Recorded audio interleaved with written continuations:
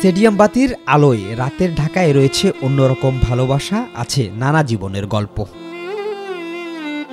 রাতের রাজধানীতে কর্মচাঞ্চল্য থেমে গেলেও শুরু হয় কিছু মানুষের কর্মযজ্ঞ। কেউ রিকশা চালিয়ে, কেউ পান বিক্রি করে, আবার কেউ পরোটা বিক্রি করে নামেন জীবন যুদ্ধে। এদেরই একজন রোকেয়া। রাতের ঘুটঘুটে অন্ধকারে পানের ডালা নিয়ে ছুটছেন কারওয়ান বাজারের এপাশ থেকে ওপাশ। জায়গা সম্পত্তি নাই, ঘর নাই, তারপরে মনে করেন ওর একলা অনেক কষ্ট হয়ে যায়। আমার হাজবেন্ডের অনেক কষ্ট হয়, তাই আমি কষ্টটা শেয়ার করি। মানুষ অনেক ধরনের বিভিন্ন কথা কয়, কিন্তু এসব কথা তো কানে নিলে কাজ করা যাবে না। ওদের মুখে যা আসে তাই বলে, কিন্তু এটা কানে নেই না আর কি। এমনই এক নিশির বন্ধু রাকিব।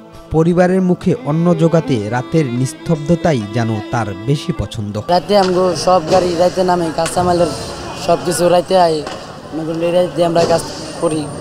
দিনে তো আর আমগো সম্ভব না, এই মাল তো আর দিন আসা সম্ভব না। রাইতে সব কিছু কাজ সব রাইতে।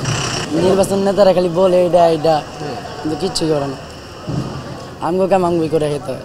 মালিবাগ মোড়ে দীর্ঘ 25 বছর ধরে পরোটা ও রুটি বানাচ্ছেন জয়নাল। রাতের পরিবহন চালক, ট্রাক ড্রাইভার, নিরাপত্তা রক্ষীর মতো কাজ যারা করেন তারাই চলে আসেন জয়নালের কাছে। পরিবারের জন্যই আমরা এটা চালাইতেছি, রাত্রে ঘুম জায়গা।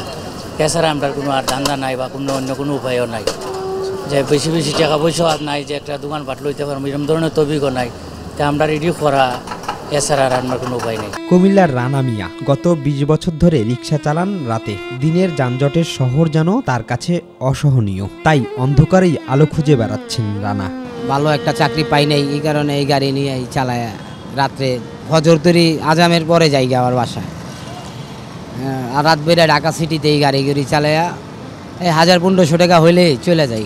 মধ্যরাতের বৈচিত্র্যময় ঢাকা, দিনের আলো, যানজট ও নানান ব্যস্ততাকে পাশ কাটিয়ে এক শ্রেণী পেশার মানুষ রাতের নিস্তব্ধতাকে বেছে নেয় জীবিকার তাগিদ হিসেবে।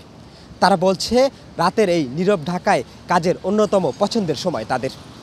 শিবুল খান, মাই টিভি, ঢাকা।